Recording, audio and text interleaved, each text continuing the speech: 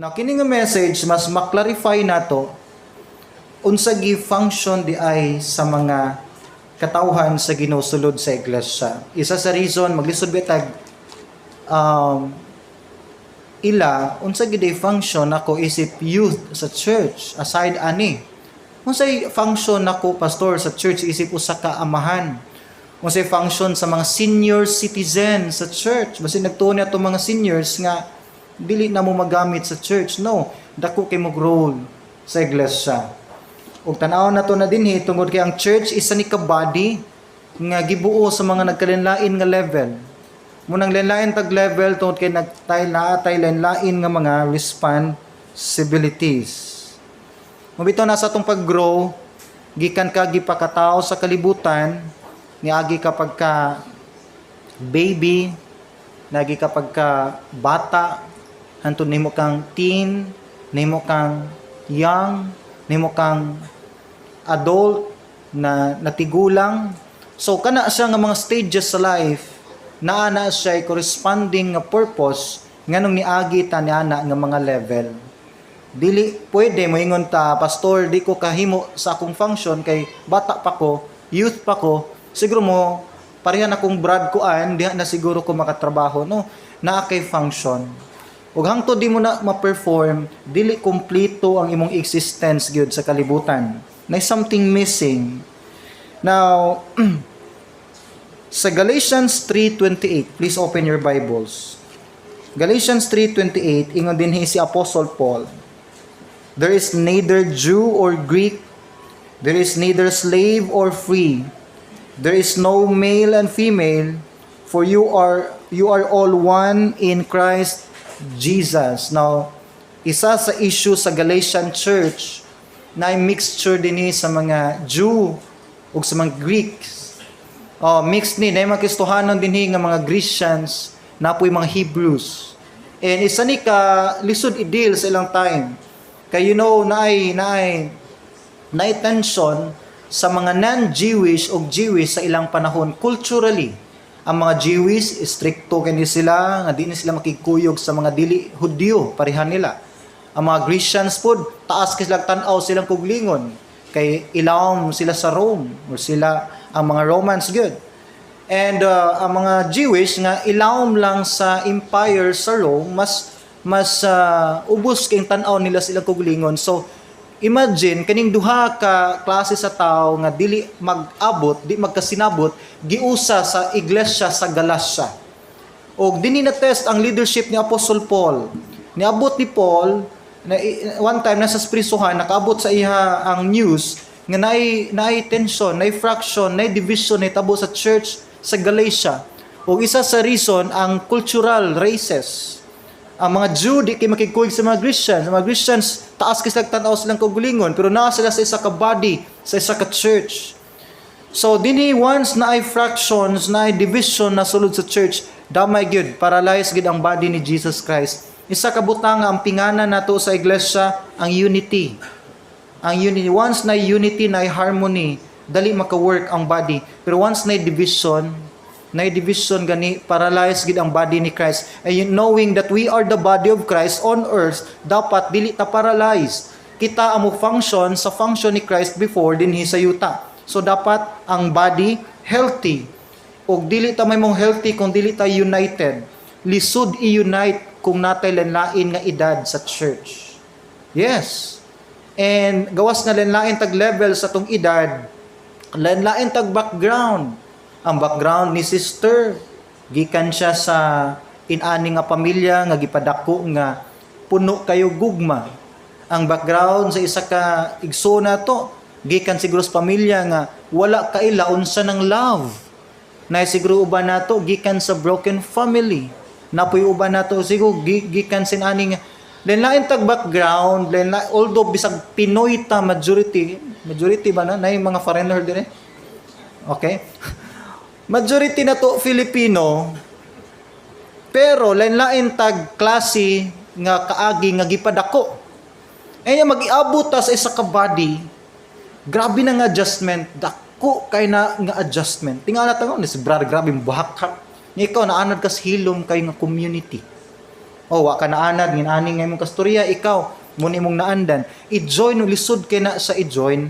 Pero matingala ta, ingon si Paul, Jew man ka, Greek man ka, babae man ka, lalaki, isa ta ka body diha kang Jesus Christ. Once na baptized ka, anak na ka sa Ginoo, na baptized ka, nanatas isa ka body ni Christ. O sa isa ka body ni Christ na igahom sa Holy Spirit nga nagalihok diha nga bisan kita lain tag background pero na something nato nga kabalo hinihinay ta mo adjust sa tong isig ka tawo. Christian living is also about adjusting. Mo adjust gyud ka. Kung di ka ka-adjust sa mga isig kay igsuon, dili nimo ma-enjoy, ma-exercise imuhang pagka-Kristohanon. Munang you cannot live alone, you cannot live privately as a Christian. Imog yung i-develop ang imuhang fellowship sa isig kaigsuon. Oo. Munang nagkinahanglan gyud tag church, magkinahanglan gyud tag church, magluya gyud ka kung dili na ka mag-adtuan og iglesia. Now, ani ko magsugod sa mga men, mga kalalakinan, may tag men, nanis kategory sa mga hamtong nag-edad nga mga kalalakinan. Oh. So, men, labi nato mga husbands, mga fathers, mga hamtong na nga mga edad nga lalaki, kalalakinan. Unsa may function ninyo sa church? Unsay function ninyo sa balay? Na kana abi nimo natay attitude nga lahi tas balay, lahi tas church, lahi tas trabahuan, lahi tas sa silingan. Mo bantay ana? Oh. Sa balay lahi ta. Niabot na to sa atong trabaho, lahi pud ta. Niabot na sa church, lahi pud ta. Niabot mo sa mga silingan, lahi pud kaayo. Mamingon ta kinsa gid ko Ginoo. Okay, ilalaho na to inyong kagulingon, mga men, and this is biblical ta. Magsugod ta sa Ephesians 5:22-24. Ganahan kay mga lalaki ani. Basagod ninyo. Ephesians 5:22-24. Wives, submit to your own husbands. Amen mga husband? Wala lagi. As to the Lord. 23. For the husband is the head of the wife, as also Christ is the head of the church, and he is the Savior of the body. 24. Therefore, just as church is subject to Christ, so let the wives be to their own husbands in everything. Now, both in the family and in the church, ang gipakita dinhing Apostle Paul. Mo-mention tag function sa husband, di gyud mawala si wife. Ang function sa husband, ikaw ang head sa imong wife. Head gani, it talks about authority. Pero dili abusive nga authority. Dapat masabtan ni wife nga gitagaan og leadership sa pamilya si husband gyud. Husband. Di ni pasabot nga itoy-itoy si wife. No, night time maglalis, night time maglupad atong taklob sa kaldero. Sawa lang pod kay maigo niyang jealousy. Nay nana, part na sa magtiayong kinabuhi. Di man ta magkat-on sa mga nana. Pero when it comes to leadership, imog yung irespeto ang function sa mga bana. Sila gyud ang mas gitagaan og bugat nga responsibilidad when it comes to authority, leadership, and decision making. Now, naay mga wife nga mas bright pas bana. That's good. Yes. Awalagin mga tao. Daghan oy. Amen mga wife. Naay mga wife nga genius pas bana. Oh. Kaning mga wife dali kini sila mo sagap og mga information. Daghan kini sila information. Munang mga bright kini sila. Oh, kanay pangaon, huy kay balo ba ka, honey? Si honey nga imong bana, wag na nabaw na trabaho, ang CA dito sa supervisor, ang ma-overtime, kasagaran. Pero si asawa, kay balo ba ka, honey? Daghan kay kagwa na baluan, bana. Basta katubang ni mga asawa, daghan kay kagwa na baluan. Daghan kay siyang baluan. Si kuan ba? namatay na. Bati mga chismis. Si Kuan ba? Nasakit. Si Kuan ba? Bago na po sila gref. Si Kuan bitaw. Nindot kayang vlog, ganiha. Basta kuyog niyo yung asawa. Mura, kada bitaw istorya yung asawa. Mura, wa man ko alamag sa kalibutan. Naghana na mag-alam, oy. Yes. Na yung mga wife, nga mas knowledgeable pas bana. Ayaw kad pangluod ba na? That's normal. Na inanayo sahay. Pero dili na makausab sa inyong function. Di na makausab sa inyong responsibility. Na yung mga asawa, nga mas talented pas mga bana. Ha? Oh, lisod ba ng talent nga makabalukas na itabo sa imong tibok barangay? Lisod kinang talento ha gyud. Kana kay balukas tanan ni tabo sa barangay. Lisod kina eskwelahon na nga talent. Pero ang mga wife, dali kina nila. Ay mapangluod mga wife ha. Dahil pong talent ni mga laki unya, i-reveal na ko niya. Now, na yung mga wife nga mas skilled pag yun silang bana. Na yung mga bana magudusahay nga wala gasahi ani nga talent. Wala gasahi ani nga na yung mga bana nga physically unstable. Pero when it comes to kanabang designated authorities, ang bana gi head gihapon sa pamilya. Unsa may pasabot ana? Now para ma-maintain ang blessing sa family, respect the authorities good. Respect irespeto sa mga wives ang authority nga gihatag sa Ginoo sa inyong husband. Tabangi inyong bana nga magampanan niya iyang role as a bana, as a head of the family, literally. Tabangan. Dili ingon, ikaw man good. Luis ko lang kasawa na si imong papa, sikap ka mayabas. Awa karon. May ko sa una manguling ra. Ikaw gid mamayabas. Di ba may isgot yung nanay-nanang istorya. Pero sig maglaaway mo uli ha. Sakto ligis Pastor John. Pero wives, irespeto gid nato. When it comes to that function, istoryaan yun. And dapat mo agree si husband and then mo agree ang wife, agree ang entire family. Kabalo mo na part sa Bible, ningon ang Bible, nga kung di mo magkasinabot sa iyong bana, di tubagon ang pag-ampo. Muna nga, yes, mas maayo atong prayers, giusahan sa mga magtiayon. So, ang bana mo'y head sa family, ayaw abusuhan na nga authority. Maguba ang pamilya if maabusuhan na nga otoridad. Kana siya nga role. Kung sa'y pasabot po niya na, it means ang bana mo'y responsable, mo guide siyang pamilya, siyang asawa, ngadtos Ginoo. Minaw mga bana. Bugat, abi ni mo sa diyang si Adan, ganina sa to Sunday school, si Eve magyud ang unang mikit-kit sa prutas. Siya'y unang nakasala. Pero nganong ang unang gitunglo si Adan man? Kay si Adan man ang gibilinan sa responsibilidad. Siya may head sa pamilya. Siya may leader sa pamilya. Munang siya unang gipaninglan sa Ginoo. Bana, the same. If ma-fail ta sa pag-lead sa tong family, kita yung unang manubag sa pamilya. Ayaw sikha asawa yung bana. Amino. Ayaw sikha. Now, si wife, if mas talented pa kasi yung bana, mas kamao pa kasi yung bana, tagai siya na, tabangi siya na nga magampanan niya iyang role. Lalayan tag talent, pero when it comes to authority, si bana mo'y gisaligan anak. Irespeto na, istoryain ninyo sa iyong mga plans nga nindot, aron nga mo-approve si bana, na blessing sa Ginoo, approve entire family. Now, relax lang mo, no? Kagot-kagot ng ipon sa mga wife. Ayaw sa, unya mabutas sa mga wife, areta sa mga bana. Kabalo mo sa 1 Corinthians 11:3. Tanawa din Tanawa ha, ang duty sa mga bana.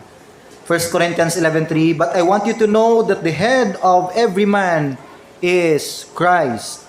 The head of woman is man. And the head of Christ is God. Muna din ang structure, ang naghimo sa Dios, asat ni Adan, ang Dios. Si Adan gihimo gikan, si Eve gihimo gikang Adan. So makita nimo God, Adam, wife or Eve. Kita niyo? So makita nimo ang structure lang daan. So di dapat magselos ang mga wife kay dakog responsibilidad og tulubagon si bana. Di pwede mo ingon si wife nga wa mo nagampanan na mag-antos ka sa Ginoo. If mag-suffer si bana, suffer entire family. Hinumdumi. So responsible si wife mo support sa iyang husband. Muna ingon ang Bible, wives submit. When we say submit, submission, it talks about authorities. It means imong girespeto, imong gi-obey ang ikaayo ninyo. Kaya kung ikaayo sa bana, ikaayo sa entire family.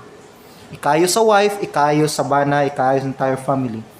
And then, sa 1 Corinthians 14:35, tanawa, anita sa church. Okay? Ay, even if in the family, ma-apply po niya siya. If they want to learn something, 1 Corinthians 14:35, ang mga babae man let them ask their own husbands at home. For it is shameful for women to speak in the church. Now, si Paul, nagtudlo sa dinhi sa responsibility sa mga ladies, nga wala kayo gid niya gi-encourage nga tagaan o grow, kanabang mutudlo ang babae sa iglesia nga office na siya sa mga lalaki. Ato sabton, ang pastoral leadership office, deacon, para lang gid na sa mga lalaki. And dili gusto sa Dios, even si Paul, nga kuhaon nas mga babae. So, ang babae, daghan sila function. Daghan kay function ng babae gyud. Tudlo sa mga ladies, sa mga young children, sa mga evangelism daghan. Pero sa church na lang designated office ang deacon o ang pastor sa mga lalaki lang gyud. Mao na ang mga lalaki dapat sa church kamao kitay pinakaunang mature sa iglesia. Minaw mga men? Yes. Ingon din ingon si Paul, kung gusto ka magkat-on or kanang kung gusto ka mo improve imong kaalam sa mga babae, pangutana sa imong bana sa balay. Oh. Love, unsa ditong gisgutan ganin love nga rapture love. Oh. Love, unsa dito gisgutan ganina love nga second coming. So dapat si bana kahibalo ta mo tubag. Kuha na siya nanas Bible. Oh. Ana away dayon mga bana. Nanas Bible. Kuan kay na ang nagsulti ana si Pablo. Mo daghang gisulat sa Pablo. Pila ka libro ang Pablo? Mo ba de love? Bana, husbands, dapat knowledgeable ta. Kitay unang mo grow sa doctrines. Kitay unang mo grow sa kaalam. Kitay unang mo mature sa church. Pero kasagaran biya lisod dadon ang mga bana. Magbantay. Akong papa bitaw 7 ka tuig man na gibit-bit sa akong mama. 7 years nga inampuay. 7 years nakabig. Muna nga kasagaran una madala sa church ang asawa sa ana. Sunod ang bana hinahinay. Napuyuban ang bana una. Nindot ko ang bana una madala kay bit-bit ang tibok pamilya. Yes, if strong ang men sa church, strong ang church. If strong ang husband sa family, strong ang family. Hinumdumi na nga formula. Okay? Responsible ta sa pag-support sa itong mga men sa church. Now, tanawa, sa Ephesians 5:25, na ako ning nasulti kaganiha. Ephesians 5:25, husbands, love your wives, just as Christ also loved the church and gave himself for her. Husbands, love your wives. Now, kuman ni sa Ginoo kang Adan, higugmay mong asawa. Now, isa ni kabutang importante kay sa tanan, it means responsible si bana sa atong asawa, sa ilang asawa, sa pag-atiman, sa pag-nurture, sa pag-set as example, sa pagbitbit diha padulong sa Ginoo. Responsably si bana niya. Tanan nga ikaayop sa ilang asawa, responsably si bana. Si papel mga anak pastor, pulat lang mo mga bata. Nindot kay mo inyo, samtang nagisgot ko nila pag suroy-suroy sa mo. Paminaw mo mga youth, dako kay function. Responsible ang mga youth mo support sa inyong mga amahan sa itong mga kalalakian sa church kung sa'y ikaayo nila spiritually. Arita sa church, okay? Sa ako nag-ingon ganina, ang mga men dapat muy unang ligon sa iglesia. Tanawa good, nganong ang pagka-pastor gibilin sa mga lalaki? Nganong ang pagka-deacon gibilin sa mga lalaki? Kay expected nga mga lalaki dapat ang unang hamtong sa iglesia. Yes. Kung ang church walay mga leaders, it means walay hamtong ng mga kalalakian. Ayaw sugot mga men nga mas daghan ang atong mga babae nga mga leaders kaysa mga lalaki. Ayaw sugot anak. Dapat ang mga men, kung nakita ninyo daghang mga leaders dining babae nang grow, nang improve, challenge na sa inyong kagulingon nga dapat kung mo improve. Luoy kay ang church kung walay leader nga mga lalaki. Yes, luoy ang church. It means kanang baby pa kayo ang mga kalalakian. Dapat kung daghang leaders nga kababayan, it means daghan pod ang mga kalalakian.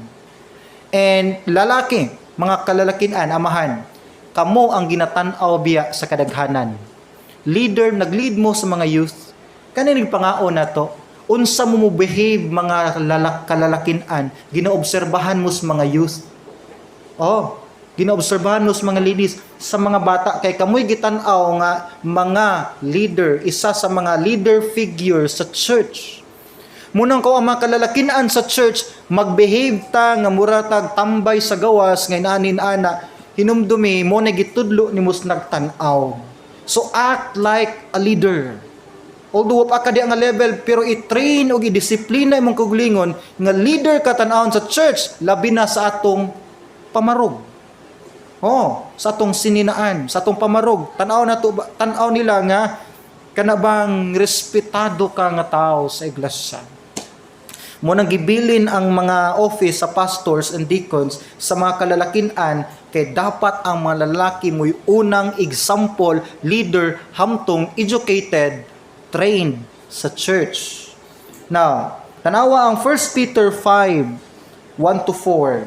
Tanawa ha? 1 Peter 5, 1-4. The elders who are among you, I exhort, I who am a fellow elder and witness of the sufferings of Christ, and also a partaker of the glory that will be revealed. Shepherd the flock of God which is among you, serving as overseers, not by compulsion but willingly, not for dishonest gain but eagerly, nor as being lords over those entrusted to you, but being examples to the flock. Now, ang unang giadresan din ni Paul ang mga pastors, deacons, leaders sa church. Nung dumi, ang design sa mga kalalakian sa church, mahimo mong leader. Nung dumi gida, ang reason nga nung gibutang ka sa church, puhon, mahimo kang isa sa mga leader sa church. Gisulatan tang Paul, si Peter, ingon siya, elders who are among you. Ingon siya din shepherd the flock of God. At timanon na to ang katauhan sa Ginoo diha sa iglesia. Although ang pastor ang unang gitaganan ni nga duty. Pero somehow nagalid man budpud ang mga kalalakian. Bisan ka nang mangaon, maglingkod-lingkod diha, magsustorya ng mga kalalakian, you are leading people. You are showing who you are, what kind of leadership you have sa imuhang kaistorya. Kanang maghulat ang prayer meeting diha, magsustorya mo diha sa sala. Men, act like men. Lihok, buhat, sulti mo isip, mga hamtong nga kalalakian. Ulaw sa mga kalalakian, na I will use this word, ayog ka-offend, ulaw sa mga kalalakian kung kita ang nahimong sinugdanan sa problema sa iglesia. Dapat ang mga kalalakian mo'y leader. Kita'y nagapundok sa katauhan, kita'y nagatabang nga madasig si kuan, dili ta dapat ang hinungdan. Amen? And praise the Lord, kay wala man nuna sa FMMBC. Amen. Pero ay kumpiyansa kay si Satan, maro gyud siya. Maro siya. Imo nang i-pray na to kanunay ato mga kalalakinan. Tanawa si Tito, Titus chapter 2, 1 to 2. Titus chapter 2, 1 to 2. But speak thou the things which become sound doctrine, that the aged man be sober, grave, temperate, sound in faith, in charity, in patience. Aged men, so mga senior citizen na itong mga kalalakinan na dinhi. Nato yung mga seniors dinhi. Kabalo ba mo nga namoy duty sa iglesia? Ingon dinhi that the aged man be sober, be grave, temperate, sound in faith, in charity, and in patience. Sa mga hamtong na nga mga kalalakinan. Ino na to baka ng mga tatay na, ino na to, mga senior citizen. Dapat di ay, ingon ni Pablo, ingon ni Titus, or ingon ni Paul, ingon ng Ginoo, nga dapat hamtong ta sa iglesia. Kitay panaminan. Kung naay mga away, ikay mo pataliwala. Munang we need to respect our elders. Kanang mga puti nagbuhok, respetuha gid na. Kanang itom ug buhok, gitina lang na respetuha gyapon na. Usay maulaw ta mo, pili edad nimo, sir, kuya, tay. Mausay maulaw ta kay halata mi siya utana edad. Tanaw na lang nanis mga 70s, nanis mga 60s. Tagaig bangko kanang tigpangaon na. Oy kanang table sa to mga seniors diha. Tagain taw kamo mga youth. Ingo kong lula so na makagapa ala matikuwang. Tagain nagbangko inig ka paniudto. Ato na silang suportaan. Kay bisan nagnaning kamot na silang barog, luya na nagtuhod. Okay, ay mukha og munggos kayo. That's the function of every man in the church and in the family. Men, again, kita dapat ang ihimplo sa iglesia. Amen, mga men. Anita sa mga women. Women, sige. Abli ng mata, mga men. Punong na ng siko-siko diha, ang mga women. Anita sugod sa balay. Kinsa mo sa balay? Unsa mo sa balay? Ephesians 5:22 to 24. Nabalik na ko ni ganina. Nadini ang ingon ni Paul, submit to your own husbands. Ako ni explain ka ganina, you need to submit to your own husbands. Authority. Ang pag-submit nimo sa Ginoo, pag-submit nimo sa husband. Natanawan niya, if you love the Lord, husband, kung love nimo ang Dios, i-love nimo imong wife. Kung love nimo ang Dios, mo submit kas imong husband. You are not doing that for your husband's sakes lang. You are doing that dapat para sa kahimayaan sa Dios, kay mo nay sugo sa Dios. Submit. Unsay wala niya, ikaw ang mahimong support sa iyang kusog. Unsay kaluyahon niya, imo siyang suportaan. Unsay mali niya, mutbadlong pud ka. That's one way of supporting your husband. Okay? Now, ako nang naklaro kaganiha nga bisan pag ikaw ang mas talented, imo gyud irespeto ang authority sa imuhang bana. Now, dinhi daw ta sa sulat ni Paul kang young Timothy. 1 Timothy chapter 2, 9 to 15. Tanawa ha, unsa mo behave ang mga kababayan sa balay ug sa church. Nawa na to. Verse 9, in like manners also, that the women adorn themselves in modest apparel. So nag-mention si Paul og modesty, proper nga pagsinina, proper nga pag-decorate nato sa inyuhang mga lawas, mga kababayan. Now, although crisis man gidron, nagkamahal ang tela, pero ayaw papiktuhi inyong lawas. Modest apparel. Sa balay or sa church, labi na sa church ha, sabi lahi tas balay, lahi tas sa church. Now sa church sa ta, dapat formal, nga dili masawayan ang atong or inyong panamit. Okay? Modesty. Kana nigtanaw ba? Ay, Kristohanon gid ni. Ana. Di kay nigtanaw, uy, asa ni siya padulong sa adto ba ni sa dapit nga daghag suga nga linag color or sa church? Kanang sininaan pa lang makailan na sila respetado ni nga pagkababay. Ladies, aminaw mo. Youth, aminaw mo. Appeal mo din ni babae man. Tanan nga mga, kung gusto mo respect gikan sa mga lalaki, sinina pa lang respetado na mo. Nagsakay bitaw jeep. Uy, bastos! Di mo manaw say! Yan, sinina magkaginana. Ang buta pa yun, maaan pa yun. Napitoy kita sa Facebook, gilaparo yung taon ang bulag. Kaya nagsigtutok, buta da ito. Nabitaw. Nga gani mga, ay mo ka-offend mo ba ha, kay, nabitaw ako, gasang badlungon ng kaila, mga relatives. Mugbo kay mga skirts. Mo lagi na nga taas kayo po, taas gighiwa po. Ang tela taman sa kiting.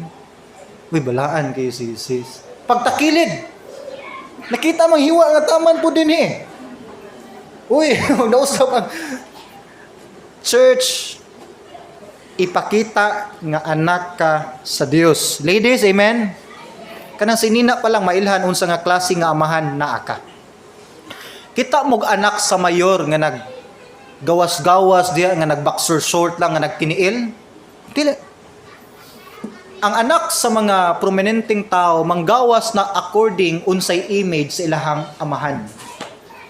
Kung ilang amahan respetado sa ilang komunidad, manggawas na nga respetado pod kay they are displaying the image of their father.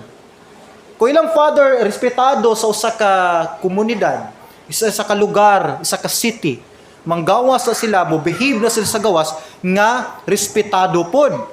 Kay kung masawayan sila, ang image silang father ang maguba. Ladies, young ladies, even sa atong mga senior citizen nga mga ladies. Tagsa mga lady. Basta babae, be sure sa atong panamit mailhan kinsay imong amahan. Alam mo ito, mo yung sa giila nilang kategori sa tao, kani, ang kategori ani, dato ni nga tao. Kani, nani nagpuyo sa kuan. Kani, sakto-sakto lang. Based na sa panamit. Munang unsa ta manamit, mailhan, unsa nga klase nga Dios ang atong giserve. Amen, ladies? Kita la, Pastor. That's called conviction. Conviction. Wa jud ko kabalo unsa mo manamit sa inyong balay, unsa sa church. Sa church, formal magid ta. Pero be sure, ang Dios biya wala lang sa church. Ang Dios naa sa time nga natulog ka sa imong bed. Naa sa time na adto ka sa imong trabaho. Naa sa time nga adto ka sa imong eskwelahan. Kuyog siya nimo 24 hours. And you know what? Ingon si Christ, ang nagakaulaw nako sa yuta. Murag saba kay tong bata. Palihog data. Ingon si Christ sa Matthew, ang nagakaulaw nako sa yuta, ikauulaw nako sa langit. Ang proud nako sa yuta, proud ko isulti sa langit. One time si Satan, katong gitintal niya sa Job, ingon si Satan, tanawa, Ginoo, kana si Job, faithful na kay daghan man nagkwarta. Kuhain nagkwarta, tungluhon kana. Ay gikuha ang kwarta, gikuha ang pamilya. Faithful gapon si Job. So ingon ang Ginoo, kita ka Satan, walay sama ni Job sa yuta. Faithful gapon nga nag-serve nako. And you know what? The same is true. Himo ang proud imong Father sa langit. Kana mo ingon sa niyo ba? Tawa, sininaan pa lang anak nako na Satan. Amen. Amen. Titus chapter 2, 3-5. Now, tanawa. The older women likewise, that they be reverent in behavior. Reverent in behavior. Elder women, mga asawa, dapat daw ingon ni ang Ginoo, pinaging Pablo, dapat katahod-tahod ta sa atong kinaiya. Kanang kagalang-galang. Sunod, not slanderer, dili ta magtumo-tumo og istorya. Pastor, okay na to gada. True man to akong gisulti. Pero imong gitabi sa di ngayon tabian. Chismis gapo na siya. Okay. Not given too much wine. Ay, pwede ra day, pastor? Gamay lang. Too much wine. You know, ang wine nga gimension din ni, dili bino sama sa tong panahon karon. Ang ilang wine before, gina-serve ni as part of the occasion gyud. Mura ni siya soft drinks. Murag red wine. Kana. Ang red wine, di man design pang hubog-hubog, pang pahilis. Gana gina part man usay sa medication ang red wine. Good for the heart. Sakto lang. Pero sobra na, bad for the heart na siya. And it means responsible sa pag-handle sa iyang lawas. Teachers of good things. Mga kababayan, dapat di lang ang mga laki mo'y hamtong sa church. Kamo ang ikaduhang hamtong sa iglesia. Teachers mo, ingon din ni Pablo, that they admonish the young women to love their husband. Oy, mga kababayan, kamoy effective mutudlo sa mga batanon nga mga inahan. Ano sila si Mariel, apilo na si Sister Cathy. Si Mary po, nominyo ni. Mga young women ni sila.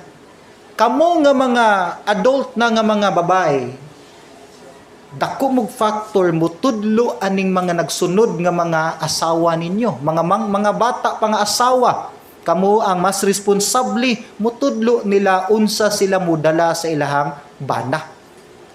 Awkward man kung ang laki mo mutudlo pud sila. Sa pa din to love their children. Mga kababayan, kamo ang mas effective mo educate sa mga bata sa balay. Yes. Ang laking patudloon, mubo kay pasensya ni mga laki yun, ambot na lang. No? Pero ang mga babae, taas kay mong patience, isa na sa inyong gift nga wa sa mga lalaki. So, kamo ang effective, mas effective. Tarawa, discreet. So, it means, responsibilita sa ato ang mga kung kinsa ta, karakter. Chaste, putli, takus, homemakers, kamoy responsable sa pag-atiman sa balay. Yes, that's biblical. Ang mga kababayan gyud ang nindot biblical nga moatiman sa panimalay. Obedient to their own husbands, that the word of God may not be blasphemed. Okay, that's for the ladies. Ginhawa na ladies, arin ako sa mga youth. Youth, paminaw, hunungin na ng hilot-hilot. You are the future leaders in the church. Youth, paminaw mo, kamo ang sumusunod nga mubarog dinhi. Kamo ang sunod musong leader dinhi. Kamo ang sunod nga mo MC dinhi. Kamoy sunod mo lead sa church. Kamoy sunod ipadala dito. Di man tanan pastors or deacons, pero naagid mo'y designated office. Kamoy sumusunod nga future sa church. So, ang mga young people, dapat responsable matudluan mo og insakto. So, part sa pagtudlo ninyo, naagid na sa balay, part ginang kasabang mamagpapa, part ginang mga training din sa church. Ingon sa 1 Timothy 5:1, in fact, si Timothy, batanon pa ni siya nga pastor. Muna gitawag siya young Timothy, batanon pa ni siya nga pastor. Gisulatan siyang Pablo. So, even ang mga youth makalid. Pwede mo muli. Ako nagpastor ko sa Davao at 21. 21 ko nag-start sa Davao. School ako seminary, mga around 18 years old. And nagpastor, pag-graduate yun ako, 21 years old. Ang mga member that time sa first church akong gidala, 40 up, 50 up. Yes, inana. Mura kong piso nga gibutang sa mga dagko king sunoy. So, buhaton ako din lisod. Pero if ang Ginoo mo tawag sa mga pamatanon nga mulid, tagaan gud mo niya capacity to lead. Ayaw underestimate ang power, ability sa mga youth. Tanaw, 1 Timothy 5:1, never speak harshly to an older man, but appeal to him respectfully as you would to your own father. dili maayo gibawal sa Dios nga moyaga-yaga ta o magpakita tagway respeto sa mga magulang nato. Bisa na sa church, sa balay o sa gawas, pakita gyud respeto. Bisan tuod ka na siyang tigulanga, di maayog record, di mong katawanan, show respect.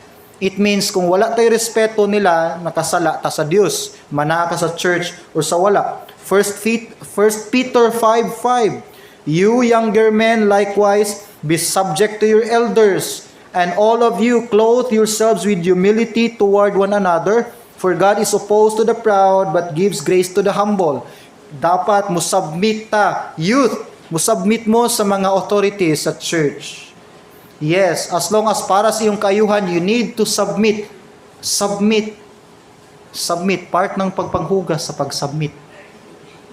Muingon gani si Brad Winford, hugasin na. Hugas. Muingon gani, no. Dili na to abusaran ang kakugi sa mga youth. Okay? Kung muingon sila, gikapoy me. Alapas na ka. Ito ato nilang panggaon. Pero bitaw, youth, your labor is not in vain. Kamu mong kusgan pagbukton. Kamu pa'y kusgag tuhod. So, kina na. Kung si tatay inyong suguon, diha, basig high blood na dasdalan. Oh. So, okay lang na siya. Munang ang mga youth may concern king Solomon. Ang last letter ni Solomon, remember now your Creator in the days of your youth. Nga ng youth man. Kay naan ninyo ang best nga time nga gina-mold mo. Kay once ma-mold mo at young age, lisod kay mo balion mo adult na mo. Biblical ang Ephesians. Ang Proverbs, train up a child in the way he should go, that when he is old, he will not depart from it. Mura nagkahoy. Ang kahoy gani, dapat inigturok sa kahoy, ang magikan sa yuta, anak katas, pumutlan na nagmanga sanga. Para straight kay na putlan. Kay mudag ko na ang sanga na, dili na maputol. Disod na bawgon ang kahoy nga dako na. Mintas bata pa, imo na siyang limpyuhan daan. Muna once na mold mo og tarong mga youth, nindot gyud ang inyong paglambo. Kay once ligon mo Maminaw youth, once maayo mo pagka-train sa church, maayo mo sa gawas. Yes, tanan nagsugod sa spiritual foundation. Ang tao nga wa na mold spiritually, way batasan sa gawas. Ang youth nga nagdako sa Sunday school, nakay saktong pamatasan sa gawas. Once na mold ta sa church, natay sakto nga mapakita sa gawas. Importante ang tong spiritual nga foundation. Kabalo mo si sikretos taas nga kinabuhi. Tanawa, Exodus 20:12. Napon is Ephesians pero gikan is Exodus chapter 20 verse 12. Honor your father and your mother, that your days may be prolonged in the land which the Lord your God gives you. Tahura inyong mama o papa aron mo taas ang inyong edad. Ay, ikaduha na lang ng food supplement, ikaduha na lang ng exercise, ikaduha na lang na ang pinaka-foundation, ang mga anak nga matinahuron sa ginikanan, tag-as o edad. Gusto mo taas yung edad? Or height? No? Dili po ni siya pasabot nga tanang gikuha at young age walay respeto sa ginikanan. Dili sa tanang higayon. Pero part sa promise sa Ginoo, once ang mga young generations nato, moabot ang time nga mo himo kang successful, tauran kag daghang ribbons and medals, and then imong tatay di naka-attend kay luya nagtuhod, hala, balik ka gid sila. Tungod nila nakaabot ka diha. So you need to show respect and honor to your fathers. Bisan pag nakasala imong ginikanan, imong amahan o inahan, amahan gyapon nimo sila. Inahan gyap, show respect, and part ang pag-respect sa pag-forgive. Part gid na sa pag-honor nila. Yes, mao na nga mo na function nato. Nata sa kabady na young men, little children, na adult nato, na mga ladies, na mga men, na talented ani, na talented diha, tanan gihiusa ta dinhi para sa kayuhan sa lawas sa atong Ginoong Hesus o kayuhan na sa atong kinabuhi o sa atong pamilya. Nata dinhi para mausa ta diha sa Ginoo. Murang responsible ta sa matag usa nato ka growth. Kita, ladies, youth, tabangi ang mga men nga mo grow. Men, youth, tabangi ang mga ladies nga mahimos ang responsible ug mo grow. Men and ladies, tabangi ang katong kabataan nga managko silang dunay disiplina, dunay kahadlok sa Dios. Responsible, accountable ta sa usa ug usa. Amen. Hinumdumi walay laing makabag-o ug makatabang nimo. Ang Ginoo ra gyud pinaagi sa church. Hinumdumi na. Walay institusyon mo bag-o kinabuhi. Walay college, school mo bag-o silang education pero dili ang kinabuhi. Ang Ginoo ray makabag-o diha pinagi sa church. Dako kayo responsibilidad ang church mo nang mo function ta diha sulod sa iglesia. Amen. Father in heaven, we're thankful, Lord, sa imong reminders. Unta Ginoo dili nimo labay nga kawang sa among kinabuhi. Bitbito na mo ni Lord hangtod sa pagbalik ni Jesus Christ. Tabangi mi amahan nga kaming tanan may mong responsible ug accountable Ginoo nining tanan. Ning tanan Lord amo ginasalig diha lamang kanimo. Panalangini ang tanang nakadungog sa mensahe sa gamhanan nga pangalan ni Jesus Christ. Amen o Amen.